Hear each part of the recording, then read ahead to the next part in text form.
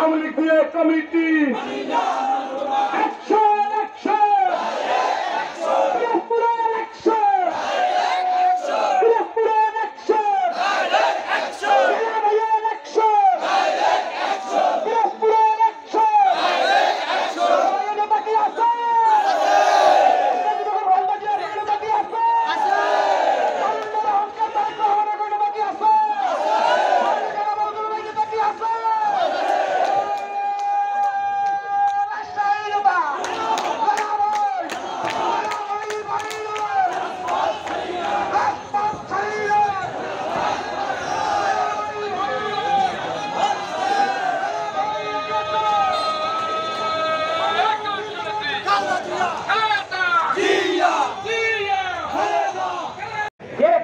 আমরা আগামী দিনের আপনাদেরকে পথ চলার সাথে করে দেব।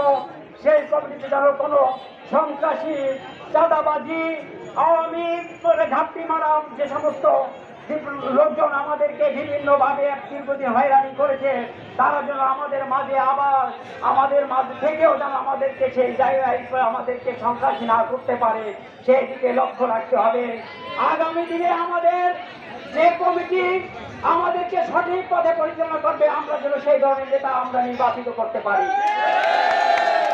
বিগত স্বৈরাচারী ফ্যাসিবাদ সরকারের আমলে আমরা যেভাবে নির্যাতিত হয়েছি, আমরা আগামী দিনে আর সেই নির্যাতন সহ্য করতে চাই না।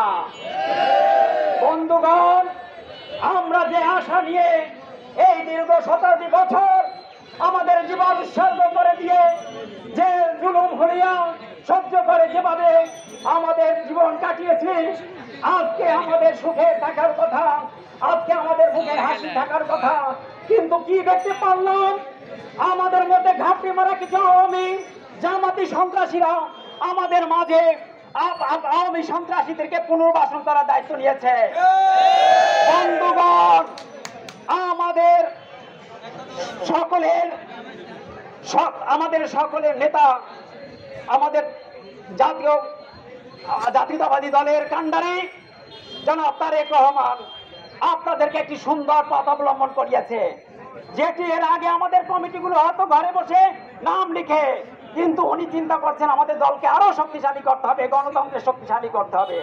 তাই আপনাদেরকেই সেই শক্তি আপনাদের হাতে তুলে দিয়েছেন।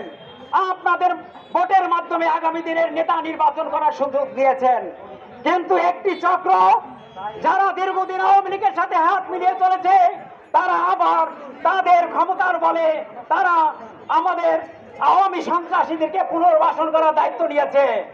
যার ফলে আমরা কি দেখতে পেয়েছি? আমরা যারা ত্যাগী ছিলাম, আমরা যারা নির্যাতিত ছিলাম, তারা ওই আওয়ামী সন্ত্রাসী ভোটের সাথে আমরা পাল্লা দিয়ে না পেরে আমরা হেরে যাচ্ছি। বন্ধুগণ, আপনাদেরকে সজাগ থাকতে হবে। আগামী দিনে যেন এই ধরনের সন্ত্রাসীরা, আওয়ামীরা যাতে আমাদেরকে কোনোভাবে আর আমাদের পথ চলা। আমরা দেখেছি 5ই আগস্টের আগে মাঠের যে ত্যাগী কর্মীরা ছিল, 17 বছরে যারা রাস্তায় ছিল, তাদেরকে বাদ দিয়ে আওয়ামী লীগ পুনর্বাসন করা হচ্ছে এবং সন্ত্রাস কিশোরগঞ্জ থেকে শুরু করে কিছু বিএনপি নেতা এদের মদত দিচ্ছে, এদের নেতৃত্ব দিচ্ছে। গত পরশুদিন আপনারা দেখেছেন কিছু দল নিয়ে এই শিল্পকলায় সদর উপজেলা কমিটি হচ্ছিল শান্তিপূর্ণ ভাবে। এই সন্ত্রাসীরা এবং এই দলরা বিশৃঙ্খলা করে সেই কাউন্সিল বন্ধ করে দিয়েছে।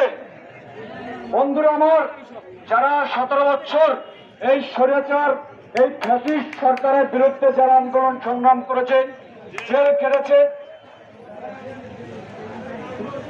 মার খেয়েছে, সন্ত্রাস এবং জনসাধারণের পাশে থাকবো, তাদের ভোগান্তি, তাদের দুর্দশা লাঘব করবো। এবং জাতীয় সংসদ নির্বাচনে আমরা ধানের শীষের প্রতীককে আমরা বিজয় সুনিশ্চিত করবো।